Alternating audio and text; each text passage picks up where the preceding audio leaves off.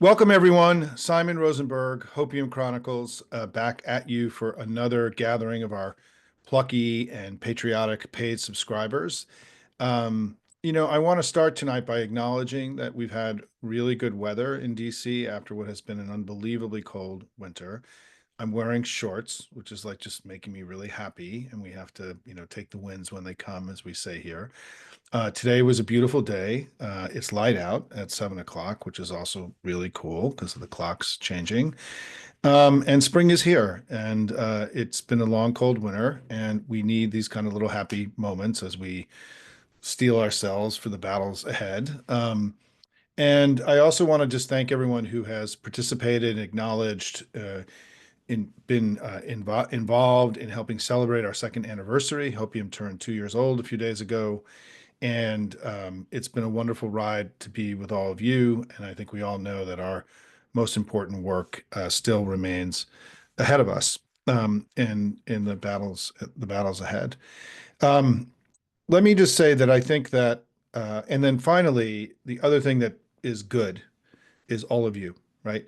You've been working hard, making your calls. You've been visiting offices, going to protests, being information warriors, calling Congress relentlessly, all the amazing things that you're doing is really lifting me up, and I think that we are acting as leaders for this opposition movement. We are not standing by and complaining and whining. We're doing the work to build the opposition movement ourselves, and I think we all have to recognize that we have, the last few weeks have been incredibly wobbly ones for Trump, and let's talk about that now.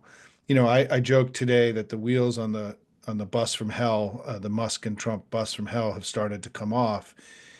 You've seen it in, this sort of this beginning of what is sustained or concerns being raised by Republicans about Trump's economic policies. He retreated on his big tariffs. He put in smaller tariffs, but his big tariffs he pulled back on.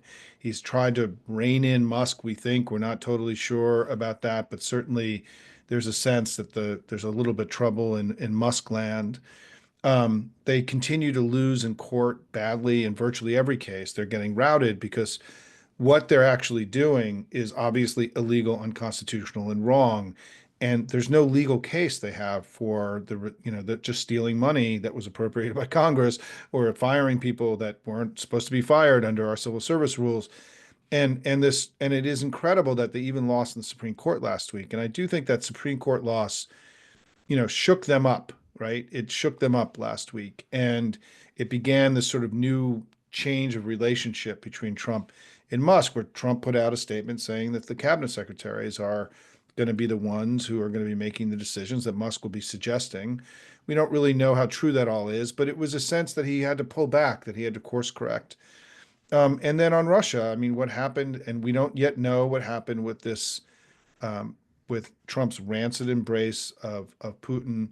But certainly we've seen in the last couple of days some hope, right, that this isn't going to go exactly the way that we all thought it was going to go a couple of weeks ago. I'm still very skeptical that there's a path forward where we will be working with Ukraine and our European allies. It's certainly something that Trump doesn't want to appear to happen, or JD Vance, and doesn't Donald Trump doesn't want to work with Canada or Mexico or Europe or Ukraine or any of our traditional allies. He even started trashing Japan a few days ago. And so, I don't really know where that's going to go. But again, what happened with this initial peace negotiation and the ceasefire was put Russia in a box a little bit. And it was interesting to see whether this is a kabuki dance or something that's real, but it certainly is a little bit of a walk back from where they were 2 weeks ago, recognizing that at every moment Trump is a madman and can just change his mind and start to do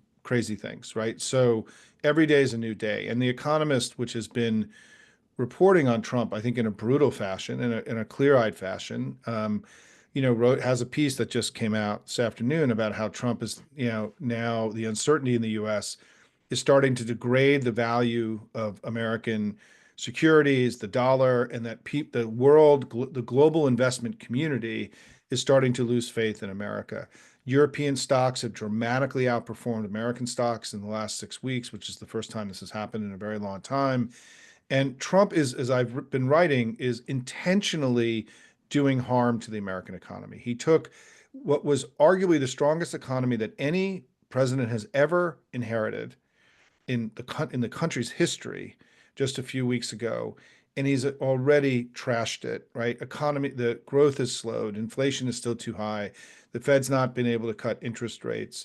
The economic proposal they have for the budget will, be a plutocratic raid on the Treasury, giving massive tax cuts to wealthy people, making working people and middle class people pay more and explode the deficit, right? We have seen the tariffs have shaken the global markets. The US stock markets had one of its worst weeks in history. He is doing enormous harm to us. We are far poorer today as a country than we were when he took office. And there is a increasing loss of faith in America because of what he's doing, and for good reason, by the way, right? As I've discussed here before, the entire global economic system after World War II was built to try to eliminate tariffs because tariffs were, for those who went through the 1930s that led to the World War II, tariffs were considered to be the economic equivalent of nuclear weapons, and they were not to be used willy-nilly, right? Where he got up one morning and decided to slap tariffs on people. What he's doing by these tariffs that he's putting on, for example, Canada and Mexico, he's violating international law in international agreements that he negotiated when he was president in the first term. And so we're seeing this kind of destruction of the US economy. They're coming up with all these ridiculous excuses about transition and blah, blah, blah, blah, blah. But the American people are turning on Trump because of this. I mean, that CNN poll today was the worst poll of the Trump presidency. He was down, his job approval was down 9 points. He was -9. His disapproval rating was 54%. I just want to explain, right, that, there's only one president since polling was invented in the 1950s that has been underwater, right, where their approval rating has been lower than their disapproval has been higher than their approval rating. There's only been one president at this point in their presidency who's been underwater, and that was Trump in his first term. But his disapproval rating is very high right now, not just the approval rating. You have to look at both, right? It used to be that a large number of people would be undecided about his job approval. Now, people have very strong opinions on both sides. He has strong approval, but he has incredible disapproval. His disapproval in this poll today was only 1 point lower than Joe Biden's disapproval when Joe Biden got out of the race last summer, right? I mean, we're talking about unbelievably high levels of disapproval in the CNN poll. I mean, being over 50 in disapproval is significant. Trump was at 54. He was at 56 today in his economic disapproval. He's -12 on the economy. He's -22 on tariffs. These are numbers that I think are going to be very difficult for him to change. I think there has been a huge structural change in people's understanding of Donald Trump in the last 2 months, which is he went from being the guy that people had wistful memories of the economy being strong under him in the first term, a belief that I think by many Hispanic voters and young people who abandoned the Democratic Party that with Trump, this sort of businessman who played golf, wealthy guy around lots of wealthy people, means they would make more money because he knew how to build businesses and make money. Very similar to what happened in 2016, right? Was that there was this idea that he was really kind of a country club business guy. He was going to make everybody wealthier.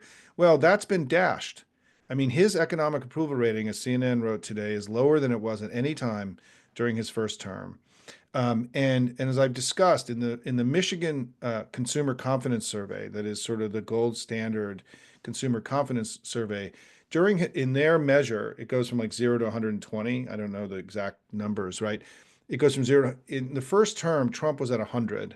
Consumer confidence during the first Trump presidency ran about 100, right? 95, 100, 105, but it was very constant. Today it's at 65, right?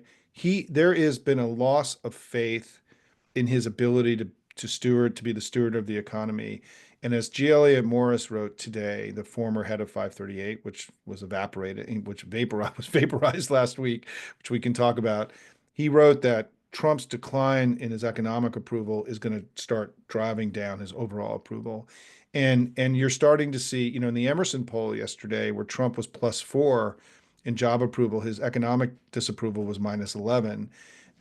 These are extraordinary numbers. There's never been, since Trump has been a candidate and been president since he entered the scene in 2015, the understanding of him about his relationship to the economy and people's well-being has never been this negative.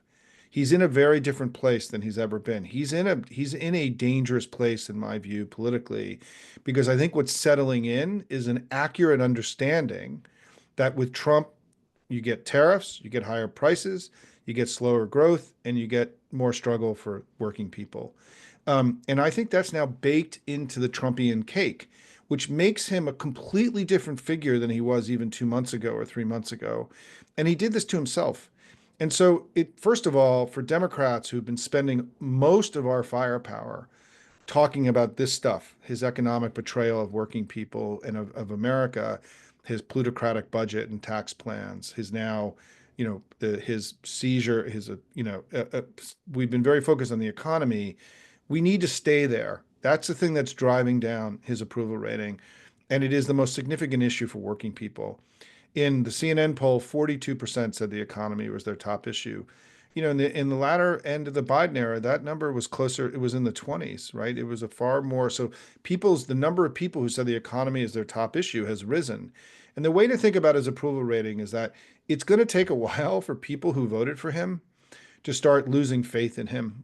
It's the fact that it's happening this quickly, given that they just voted for him a few months ago, is pretty remarkable. And in the morning consult poll that I look at, he's dropped 9 points since inauguration day. And so there's been a significant movement downward. People are losing faith in him as a leader and in his stewardship of the economy. If Trump isn't trusted on the economy, then all you get is this super ugly stuff, right? And I think it's why I'm arguing that we have to go on offense now, and we have to recognize that he's weakened. He's a weakened figure. He's making mistakes. People are losing faith in him. This isn't what they thought they were getting when they voted for him. And I will tell you that historically these kinds of things move very slowly. Biden's approval rating, sort of went down in 2021 very gradually over the course of the year. This is sudden and abrupt and significant. It's a big deal.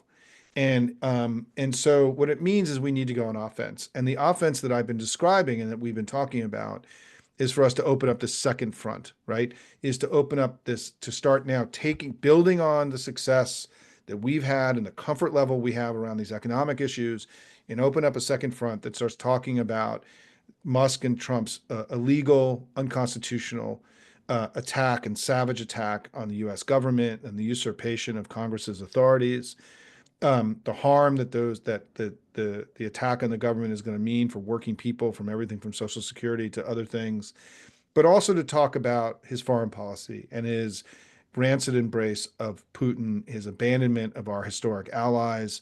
In a poll that I showed last week from CBS, the question of whether or not you see the Europeans as our allies and friends was at 97%, right, in the United States.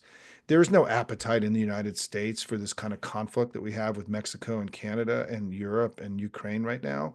And so he's operating in those, I think, in these two other arenas, as the CNN poll showed today.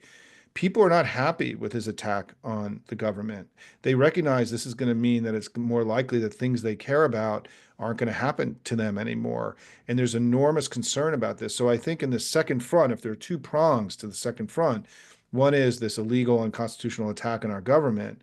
The CNN poll today showed that we have enormous running room here and opportunity to prosecute this case. I also think that he's in a place of enormous, where he's not in sync with the American people on what's happening with Russia. And as many of you who followed my work over the years, you know that I feel we've been far too reticent as a party to talk in an honest and open way about the Russian penetration of one of our two political parties. This should have been a much bigger issue in the election than it was. And I think we have an obligation to talk to our fellow citizens about the fact that Donald Trump is attempting to realign the United States from where it's been for over 100 years in this advocacy for democracy and freedom all around the world, working with our European partners, to now being aligned with a government that, by the way, wants to end the American century and do harm to the American people. It's unacceptable. And these are things that our leaders have they have taken an oath of office to protect the Constitution, the American people. And that oath of office was not about protecting Americans from an $8 carton of eggs. It's about the unprecedented assault on our democracy and our government that we're seeing right now from Musk and Trump, illegal, unconstitutional, and wrong. And they also have an obligation to protect America from Trump's alignment with a hostile foreign power that has been working to end the American century for decades. These are dangerous things. I mean, the line that I'm going to start using is that Trump is lowering our guard. I really believe today that when you look at his ending of, his alignment with Russia, making and the chaos that we're seeing that's making us look weak and incapable of defending ourselves if anything bad were to happen, his diminution of the value of veterans, which diminishes the value of military service, which weakens our fighting forces on the ground right now, his powering down the cyber defenses against the Russians, right? We can go down this long list of things that he's doing. He's in essence lowering our guard. And I believe that we are more vulnerable to some kind of significant attack, cyber attack, kinetic attack, whatever it is, than we've been in since the War of 1812 is the line that I use in over 200 years. But certainly the notion that we are safer outside of NATO than inside of NATO is just batshit crazy, right? I mean, so Donald Trump is exposing the United States to some kind of outside debilitating attack in a way that we have not been exposed like this, certainly in the lifetime of anybody watching here. And so these are serious matters, and our elected leaders have an obligation to be talking about more than the Medicaid cuts or the CR. They've got to be opening up this second front on their unconstitutional attack on our democracy and the constitutional order, the usurpation of Congress's powers, which has to become part of this discussion around the CR, and also around what's happening with Trump lowering our guard and making America far less safe than we've been in generations. These are things that our leaders must open up and talk about. Adam Smith came and talked to us about both of those things the other night. He's one of the advocates internally in the family for pushing us into this second front, as I call it. And I think for us, what we've been doing at Hopium is we've been calling our electeds and contacting our electeds and letting them know what's required of them now. And we've been asking them to take leadership roles in opening the second front. The most important part of that has been, and let's talk now about the CR and what's happening at the CR. Number one is that we need a letter to America from Hakeem Jeffries and Chuck Schumer explaining to the American people, to history, to the people of the world, as we did, as our founding fathers did in the Declaration of Independence, about the injuries, the abuses, and the usurpations, as they called it, in 1776, of the Mad King of that time, that we have to start listing and explaining to the American people why it is we believe what Trump and Musk are doing is unconstitutional, illegal, and wrong, and that Donald Trump and Elon Musk are on the greatest crime spree in American history. No Americans in our history have committed as many crimes in the last few months as Donald Trump and Elon Musk, and they need to be held to account. We have to make it clear.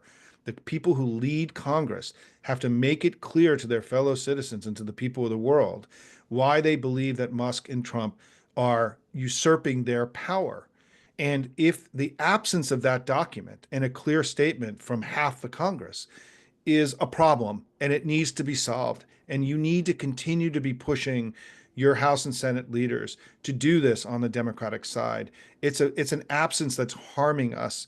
We need to fill it. We need this document because all of you need to have a clear, cogent argument about what Trump and Musk are doing and their unprecedented assault on the constitutional order of the United States. Let's be very clear. No two people have ever betrayed America more than Donald Trump and Elon Musk. And we need to be saying it every day loudly. It's why I've also advocated that our leaders issue what I call a criminal referral of Musk and his posse to DOJ. It won't be acted upon, but we need to make it clear that we believe they're committing crimes. And it's not just that they're cutting or reforming or just playing around and having little cars out in the White House driveway. They're committing crimes. The people that work for Musk need to know that they're committing crimes. And maybe they've all gotten pardons in advance for all we know. And I think that we should be asking the press secretary about this. But we are witnessing the greatest crime spree against our democracy in all of our history. And our leaders need to be saying this. And then finally, on the CR, I don't know what's going to happen. Tonight, Chuck Schumer and the House Democrats, in a single voice, said that they are not going to support. They provide the votes to pass this very hyper partisan. Let's remind everybody what happened. Right, there have been weeks and weeks of negotiations, House and Senate working together to try to find a CR that would go through the end of the year. And I want to make sure that everybody understands what it means. It means that we have gotten through an entire fiscal year without passing an actual budget. Continuing resolution means that we're taking the spending from before and just continuing it. So Congress will have been derelict in one of their fundamental responsibilities because the House Republicans and the Republicans can't govern in any kind of way that we would recognize. And so here we are, is just extending the funding from the previous year's budget, applying it forward.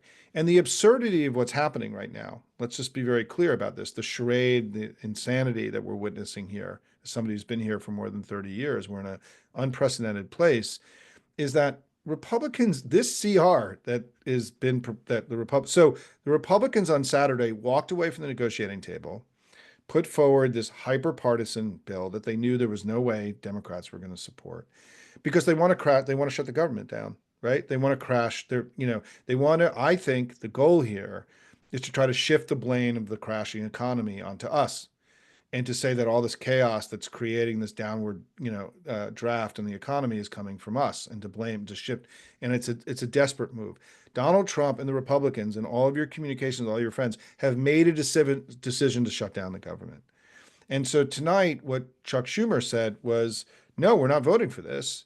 We're happy to negotiate a bipartisan deal, which is what we were doing up until a few days ago, ones that, that we can accept. But the current bill, which includes massive cuts to veterans benefits, for example, and I want to go back to this line. I don't think we're talking about the assault on veterans in the VA as much as we should be, because what that is another way, as I said, that Trump is lowering our guard. They're devaluing military service in America in a way that is unprecedented in all of our history. And they're doing that because this is part of Trump's assault on our ability to protect ourselves, right? I mean, there really isn't any kind of other explanation for this, right? And so huge in this current CR, huge cuts to veterans benefits, over $20 billion. And so the Democrats have said no. And tonight, and so what happens next? They've offered an interim deal where we would pass a 30-day CR so the government doesn't shut down, and to allow there to restart bipartisan negotiation because they need Democratic votes in the Senate. They need 7 or 8, depending, or 6, 7, or 8, depending on what happens. And that for us to vote for it, they have to give us something. It's the way Congress has worked for over 200 years. I don't know what's going to happen. I think they want the shutdown. I think they want the shutdown because the wheels are coming off the Trump-Musk bus, and they are desperate to try to change the subject and blame us. And I think what everyone here has to be steeled for and ready for is that if we do go into shutdown, all of you are going to have to go into, super information warrior mode, because this is where their loudness, having the presidency, all the right-wing media, us not having the same loudness capacity is going to really matter in what happens over the fight about what's really going on here. And I just want to say that I want to just defend the Democrats a little bit in one piece, and then we'll get to questions, which is there's been frustration, I think, in some circles that we didn't shut down the Senate, that we haven't shut down the government, that we're not willing to take these steps to turn our back or to walk away from the presidential address last week. And I just want you to understand where the Senate and House Democrats are coming from on this. They don't want to do any of that.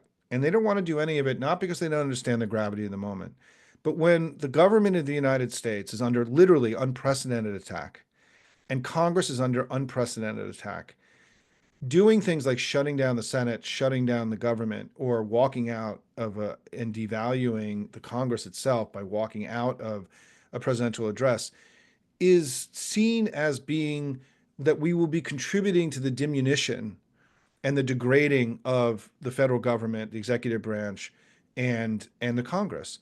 And so it's not that they're being cowards or aren't willing to fight, is that there's a strategy here, right? We don't want to, in a time where our constitutional order is under unprecedented attack, give them ammunition to do further damage to all of it. And so Democrats, I think that there needs to be a greater understanding that this is not a simple issue here. We're dealing with a madman who's willing to do crazy things and entering a place where the government is shut down, where he can keep parts of it shut down permanently afterwards, where we're giving him the tools to shut down the government, which he's already trying to shut down, right? There's risk involved in that. And I will tell you, I think this is a tough call for us. I think that one of the things I talked to you about, and I'll end with this, is that, we don't have unlimited political capital. We don't have unlimited money and time. And we have to, if we're going to prevail, we have to fight our battles. We have to be very deeply strategic about the battles that we fight. I think this one is a little bit of a tough call for me about what happens here. Because if we go into a shutdown with him, their information superiority is going to start to become a major issue in a time when Trump is losing control of the narrative and losing the faith of the American people. And so if we go down this road where Friday night the government shuts down, you all need to be working all weekend, right? To be making sure that we're telling the story, we're putting our leaders forward, that we're spreading the information through our networks. And you need to be doing that now because this is going to be a titanic battle and we have to be really ready for it. Are we ready for it? Well, if we go down this road, we're going to find out. But if we end up cutting a deal, a 30-day deal, or if the Democrats end up getting some kind of deal that allows the CR to go forward and us, going back and fighting in terrain that is perhaps a little bit more friendly for us, I don't think we should freak out if that happens. And I know there are a lot of people in our family who are claiming this is this is it. This is the battle of all time. I don't know that I see it that way, right? I am advocating and have been advocating and been as aggressive as anybody in the family about the Democratic Party raising their game, going 24/7, 365, fighting much harder, opening up new battles, setting up new capacities, right? I've been writing private and public memos to Schumer and Jeffries and Ken Martin and everyone else about how we have to be fighting harder, but we have to fight smart. And this one is one of those things that I am sort of neutral. I'm going to back our leaders in whatever they do. These are tough calls. They've got to lead their caucuses through all this. And what I want to say to you is I think that Donald Trump had the worst poll of his presidency today. These numbers are terrible. He is in bad shape, and we need to go hit him really hard. The worst thing that could happen is if we get into some kind of standoff with him and then we capitulate in 2 weeks because we feel we're doing harm to the country. And then we have a loss after he's had a series of losses. So I just want to say to everybody here that I just want to counsel, since I'm a Washington guy, and you guys can go hang out in other places with people who don't live in Washington, have never been part of electoral politics, that have never worked to get somebody elected in a swing district or a swing state like I have for, decades and decades and decades, who are more activists than they are people who are in the system, right? That's what is different about Hopium, right? I'm here in Washington. I'm part of the Democratic Party. I've been here for a long time. I've been an innovator, a thought leader, an entrepreneur in the Democratic Party, pushing and building new things, but I'm still part of this. And you come here for that. And what I just want to explain to you is that I think it's very important as we go forward that it's becoming too flippant and too easy just to say, oh, those assholes in DC, they're weak and they're cowards. I think everyone needs to be far more respectful of how difficult and challenging this moment is in Washington for everybody, and that we have to stick together because the thing that will guarantee us to lose to Trump is if we become factional and if we start fighting and we spend more time attacking each other than we do attacking him. We got to keep our eyes on the ball here. This is going to be hard. We're not going to agree on everything. We're a family, right? We're a movement. We're a democracy. We're a diverse political party. I don't agree with a bunch of things that people have done, including Chuck Schumer. I want him to fight much harder. I wrote about this today. But I'm also not spending my time degrading and denigrating him. My focus is on Trump. He's the problem, right? Our job should be to lift each other up, give us greater strength and courage, and not to tear each other down. Those voices in our party that are spending their time attacking other Democrats are taking enormous risks, everybody. And so my advice is, yeah, you can be pissed off at this senator and this guy for this vote, whatever, but don't spend your time there, right? But don't act upon that. Act upon lifting each other up, making us more powerful and strong, building this opposition movement, and continuing to degrade and denigrate Trump and Musk and their allies. I think that's how we win over time. It may feel like you got to be kidding me, Simon, I want to fight, but I want to say one last thing. When you go into battle, you got to be smart and strategic. The people that run into battle without a plan, they're the first ones that get mowed down. And we are in a very difficult and historic position here.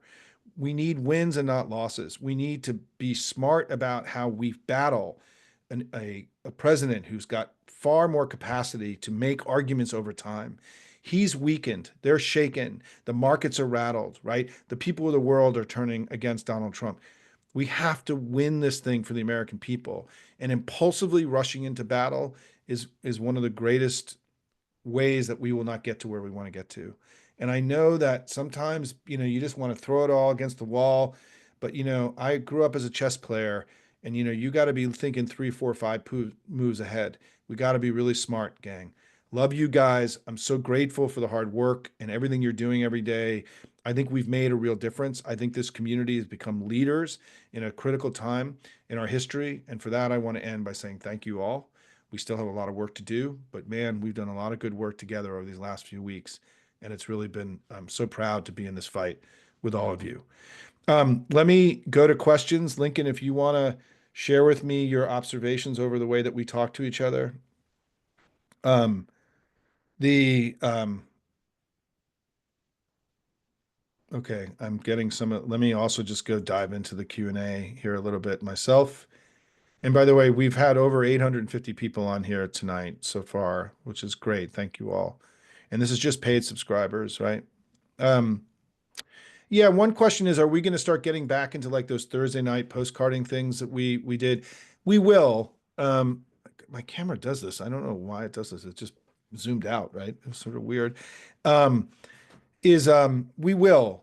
And I am going to be announcing in the next few days our first round of House endorsements of incumbents, which is, as all of you know, who are Hopium people, that we tend to stay focused on the open seat and challenger races and new investments. But, it's time to start engaging in some of these incumbent races that we know are going to be competitive in 2026. I think we're going to spend 2025 really trying to shore up a bunch of House incumbents, and then spend 2026 really trying to work for the people that are going to tip us into a majority next year. And so, yeah, we are. And the second thing is, I just want to remind everybody, for those of you, the other thing we've been talking about in the House has been these 17 vulnerable House districts, where I've been encouraging those of you who live in those states or in those districts, trying to devote some of your volunteer time to start, further organizing and getting ready, because those are going to be the places we need to go win in order to flip the House. And remember, everybody, I was the chief outside strategist of the DCCC, the House Democrats, in 2017 and 2018 when we flipped the House. I was there as and part of many of the major big strategic decisions we made, by the way, including recruiting patriots like Alyssa Slotkin and Abby Spanberger and Mikey Sherrill and Jason Crow and others who rose up in that very first election after 2016. We had this outpouring of people with national security backgrounds who were clear patriots, who that was part of our strategy, right? I was part of that. I developed and was part of that. So I've been through what we are going through now in developing a strategy for how we win and how we flip the House. And I think the first step we're going to take is endorsing these, a small number, not a big number, of House incumbents to start, the most vulnerable, the ones that we have to focus on and shore up. And then I also want people to start really focusing on these 17 districts. And if you live in a state or in those districts, try to devote some of your volunteer time into starting to soften up and degrade those incumbent Republicans that we're going to have to get to.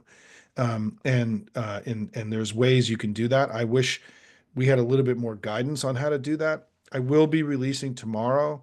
The House Majority PAC's affiliate has released ads that are running now in all 17 of those districts. I'm going to be releasing all of those ads. So if you live in that state or that district, you can share those ads with people in the community so they can be seeing the stuff that we're saying about the 17. It's actually 23, but we're focusing on the 17 for right now. There's 23 districts where they have ads up.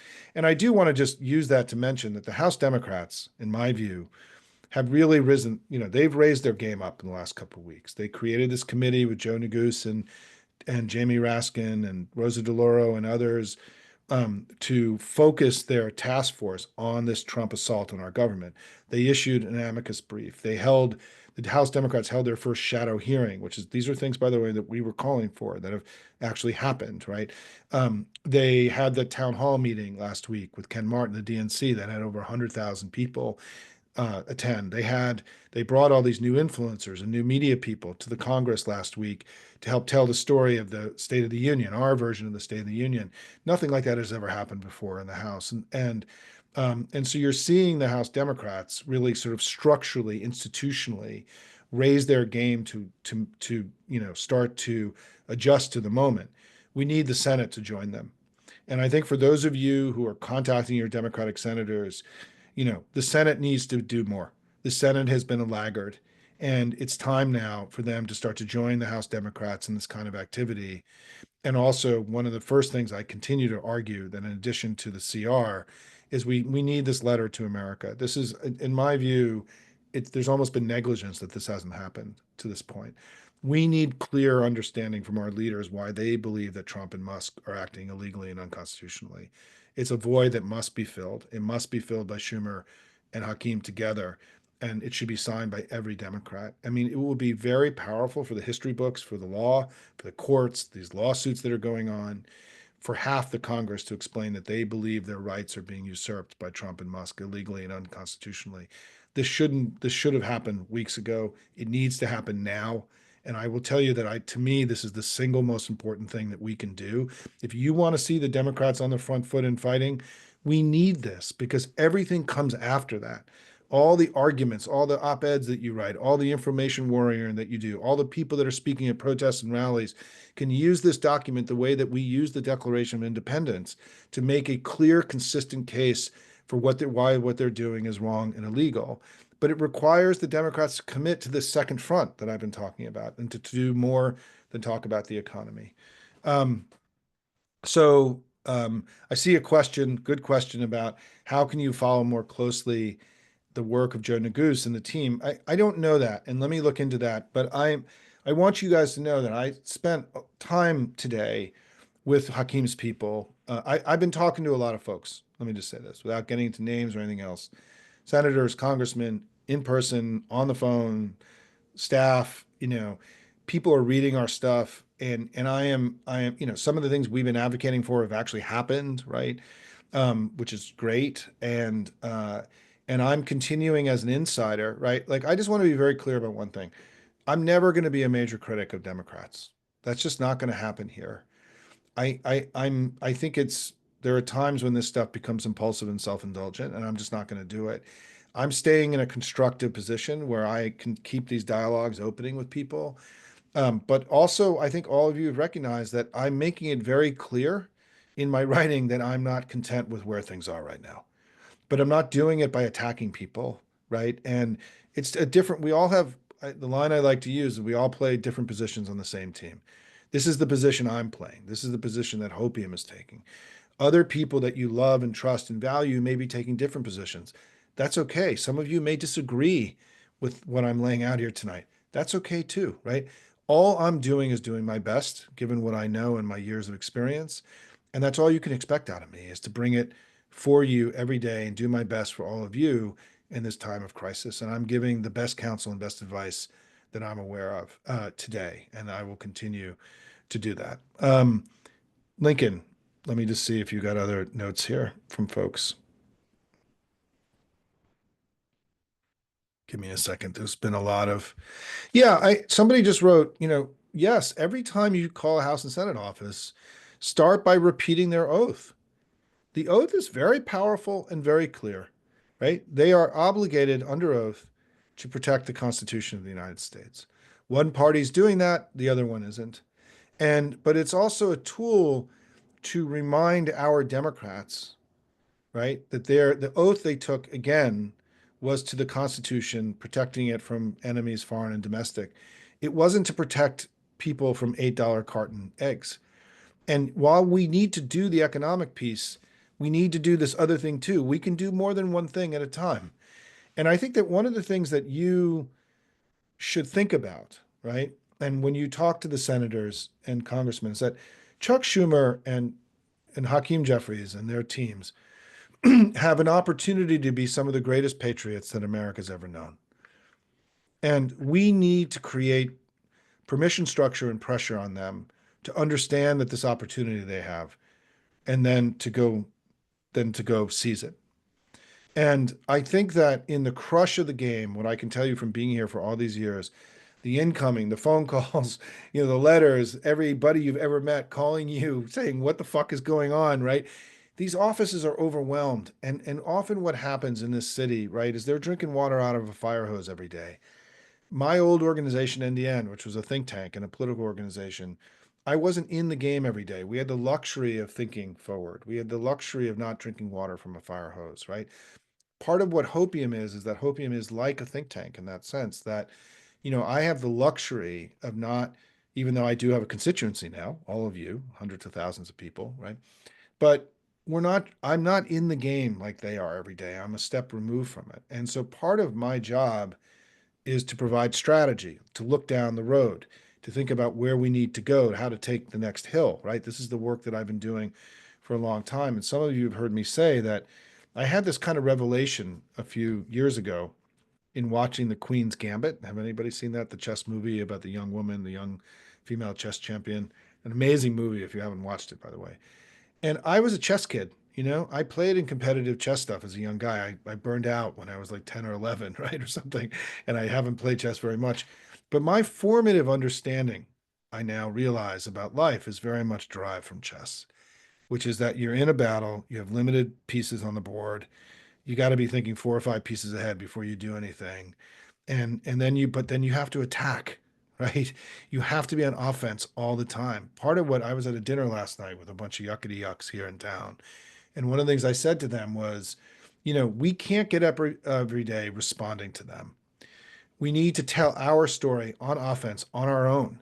All of you who are older Hopium people know that part of my basic narrative and story is that we can't get up every day allowing their madness to define our reality. We have to get up every day and start with our own reality that's independent of all their bullshit and their madness. And I think that we have been far too early in the early stages of this. We've been far too much in responding to them as opposed to going out and telling our story, writing a letter to America. We've got to get out of this defensive crouch. In politics, if you're not on offense, you're losing. And we have to give permission and continue to create ideas for how our elected leaders can go on offense, to not respond, right? To tell our story and to tell the story of the greatness of America. And I do believe, I was asked by Heather Cox Richardson in our interview last week about what's the story we need to be telling, is that the Democratic Party, we're the party of patriots. We're the party who are channeling this love of country, the greatness and goodness of America into our work every day. And the other guys are the ones that are betraying it. And I think that, there's a power in being for fighting on the economy, but I think we get bigger and much more powerful if we become patriots and people who are tapping into the love of country and the history, the great history of America, and defining them not as Republicans, but as people who are betraying America in unprecedented ways. I think that's a winning strategy. I think it's more powerful than just being focused on the economic piece or Medicaid. And I think it's why we have to help our leaders get bigger and grow into the moment that's in front of us. And it is unprecedented. And the way I like to talk about this, you've heard me say this, part of our job is to teach old dogs new tricks, right? And to help them understand what's required of them now. Um, Let me go through and see a couple other questions. Lincoln, if you've got anything else you want to share with me. So Marilyn asks about, can you explain exactly what you mean by let facts be submitted to a candid world? That's the line from the Declaration of Independence. Our founding fathers, when they declared their independence from Mad King George, not Mad King Don, um, I share this. When you click through that line at Hopium every day, you can click through and go read that section of the Declaration of Independence, where what they say is that we're writing down what they called injuries, abuses, and usurpations in order to document it for the world to see about why it was they were declaring their independence, because the founding fathers understood that what they were doing was world historic. They were offering to create a government that was not based on monarchy and oligarchy, but one based on we the people. And they understood and had consciousness that the work that what they were doing in a country at that time, which was only 3 million people, right? That what they were doing in this faraway place from Europe and England, this distant colony, that they were doing was something that could literally alter and change the course of human history. And they did. And they were right. And what they wanted is they wanted it to be a clear statement about why they were doing this, because they understood that what they were doing was historic. And so the line they use is um, let facts be submitted to a candid world. That was the way they wrote it in 18th century English. We need to do the same thing. We need to let facts be submitted to a candid world because everyone in the world is looking at what's happening here in horror. And part of it is they need to see that the Democratic Party is willing to fight. I think that the Europeans and the Ukrainians wish they would be fighting, we were fighting Trump as hard as they were, right? Or the Canadians, right? And so part of this is also sending a signal to the entire world that there is half of our government is not on board with all this horse shit and that we're fighting it as hard as we possibly can. And I think there are legitimate questions about whether that's true today. And we just need to take that off the table. There can't be any question any longer about the gravity of this moment and what we are willing to do to fight for it. And I think that's why what I'm arguing is that there's one way to fill that void, which is this letter to America, which is borrowing a little bit from Heather Cox Richardson's, right? You know, the name of her Substack. But it's to let facts, you know, um, be submitted to a candid world. And for us to use this as our tool to organize all the work that we do, that can be spoken and read at every rally that we do, that can be used by every lawyer fighting against Trump's illegal usurpation of congressional power, that here's what Congress itself is saying about this usurpation of power. The absence of this document is making our legal cases less successful, in my view. There's urgency to this. There's urgency to this letter to America for there to be a unified single argument about why there is an unprecedented attack and on our Constitution going on right now, today, and that the people who swore an oath to protect it are making clear to the American people that they understand what's happening and are willing to fight for it. What the language is, I'm ecumenical about that. I leave that to the authors of this. I am putting a lot of words out every day here, right? Through my videos and my writing. I'm using words that I hope are borrowed and phrases that become common in our understanding of the moment, right? But I think it's time now for us to, again, this is why I think when you call your offices tomorrow, wherever you are in the CR, if you're calling to demand they vote no, vote yes, whatever it is, demand the letter to America, right? Send the link to my piece to these offices.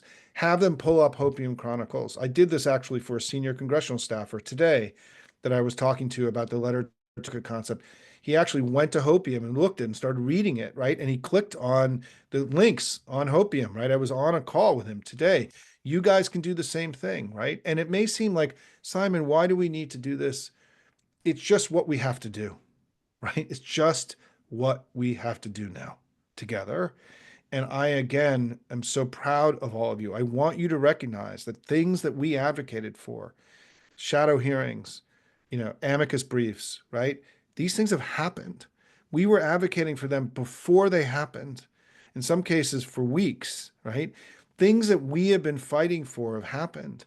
I hope that we see a daily press conference. I agree with that. Some of you have talked about the shadow cabinet. I think the shadow cabinet, let me explain about that. I think that's going to be much harder. I don't know that that's ever going to happen in the way it happens in a parliamentary system because the ranking members on these committees believe they're the shadow cabinet. I brought Adam Smith on a few days ago because what's beginning to form is the beginning of a shadow national security cabinet. These letters that this group of House and Senate Democrats, who are the ranking members in these committees, are starting to write and articulate, it's the early stages of what could mutate or grow into a national security cabinet to prosecute the national security side of the argument that I've been making tonight. And that's why I brought Adam on to talk about that and the thinking that's going on. Adam Smith is the ranking member of the Armed Services Committee. He's one of the most important national security leaders in America today. And he came and hung out with us the other night and shared his understanding of all this stuff. He was clear and articulate, I thought. But also Adam has been working behind the scenes to create a joint House and Senate group that could form into something very powerful because they're sharing now, they're sharing words, they're sharing language, they're making common arguments. And that letter that I shared the other day that they wrote was making the argument that Donald Trump is making America weaker, that we're more vulnerable to an outside attack than we've been in decades, generations. They are making these arguments. You may not be hearing them, which is something that part of my job, right, is to help bring these things that are happening in Washington to all of you in distant places. And yeah, I'm helping also the House and Senate Democrats and the DNC figure out how to become more louder about all this so that you're hearing about it from them and not from me, right? And that's the goal. I think what you have to recognize is that these Senate and House offices are very thinly staffed. This is not like the administration that has tens of thousands of people working for them. These offices are very thinly staffed, and they're having to now manage the communications burden of an entire administration with all the right-wing noise machine. They just weren't built for this.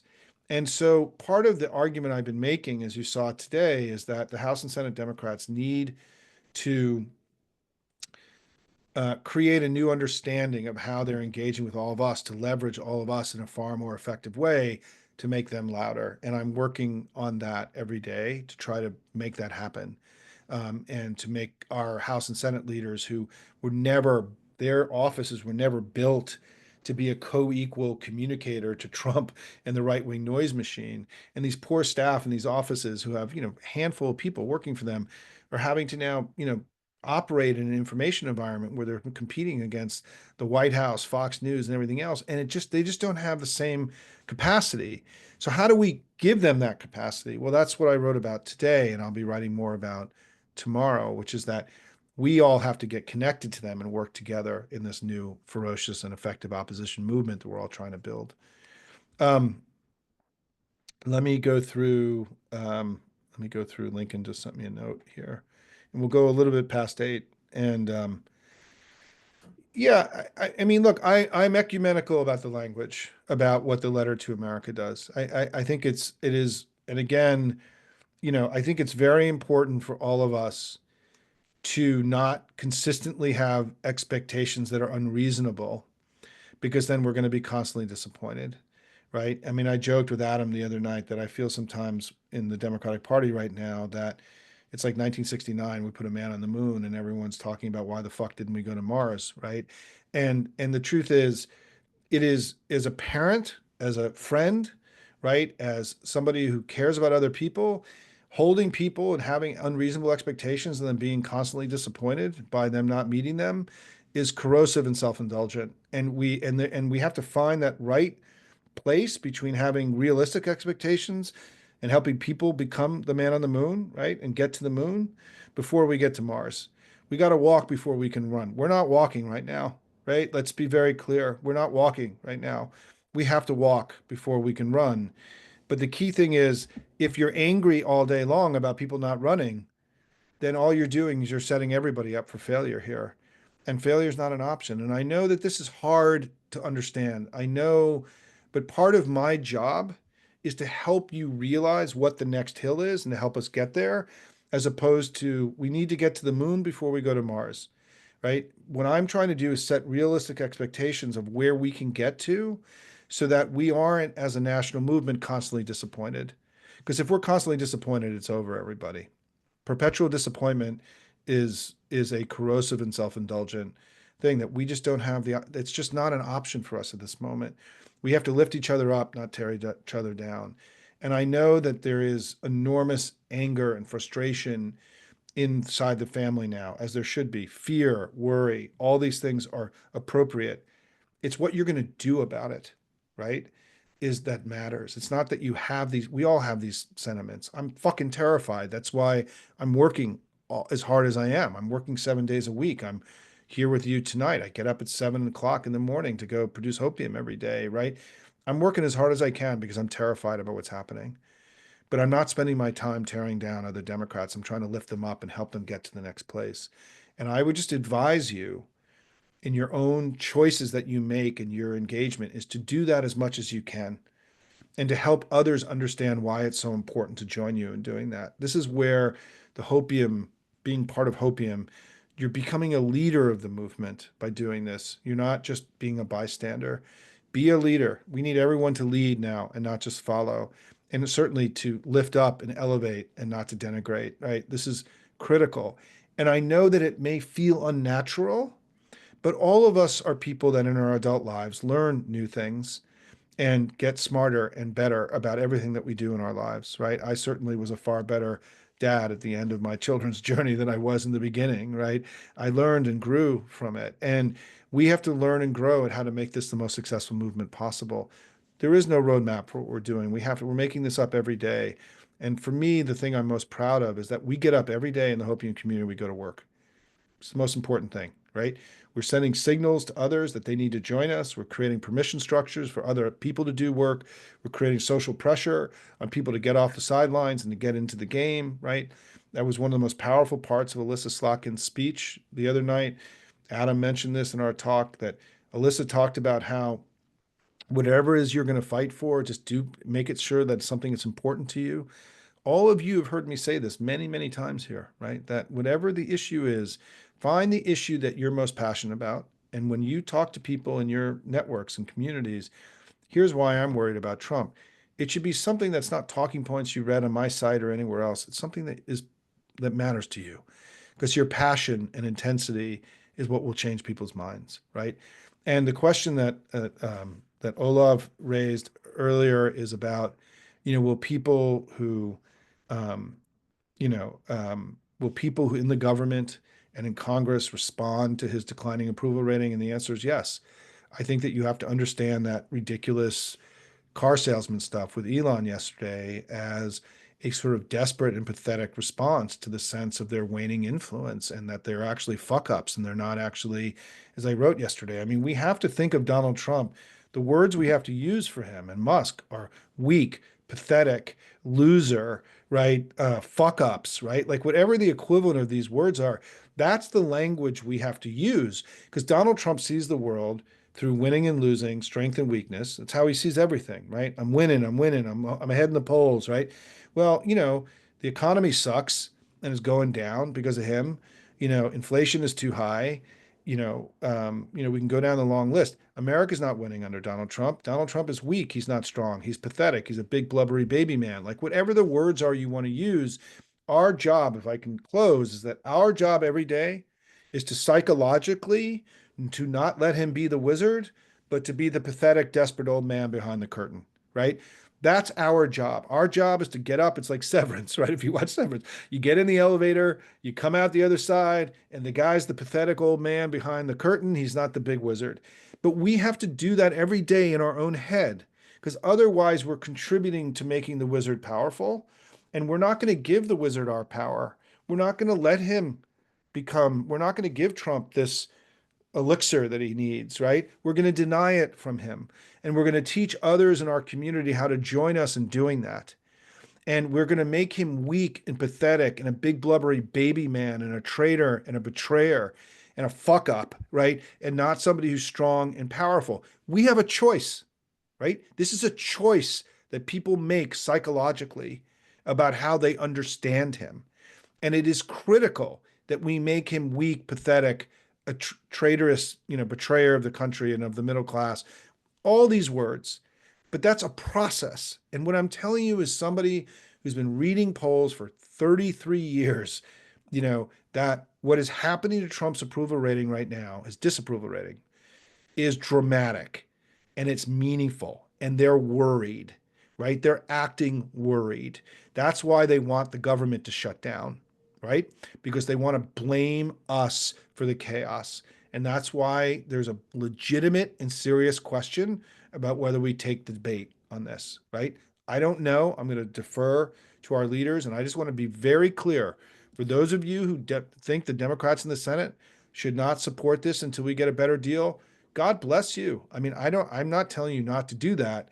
I just don't know if we're going to do that because we have these other things that we want them to focus on too, that I want to stay continuing to advocate. Again, you're free to do whatever you want, right? I make recommendations to you. Sometimes you think, hey, that's a good idea. Other times, Simon, had bad breakfast today. I'll never believe anything he ever said again, right? It's all fine. But the key here now, everybody, is that he's stumbling and he's weak. And this now is the time for us to raise our game, go 24/7, 365, to fight harder and smarter, and to go continue to degrade him and weaken in him. Why? Because we're proud patriots who love our country, and the country's under unprecedented, our constitutional order is under unprecedented assault, and we have to leave it all on the playing field together, everyone, for our democracy, for our freedoms, for our families, and most importantly, for our future, right? I think as a dad of kids who are 19 and 22 and 24 years old, what makes me teary every day and motivates me is their futures are being taken away from them by this horrible man and by his willful allies. And we cannot put up with that, right? This is for our kids and our grandkids and the kids and the grandkids of all the world. And we got to leave it all on the playing field for them to give them the same opportunities that we all had. And I know, and I just want to say, it's such a blessing that you've given me the opportunity to be part, to build this community and to be in this community with all of you. Let's work as hard as we fucking can, everybody. This is for all the marbles. I love being together with all of you. Keep fighting.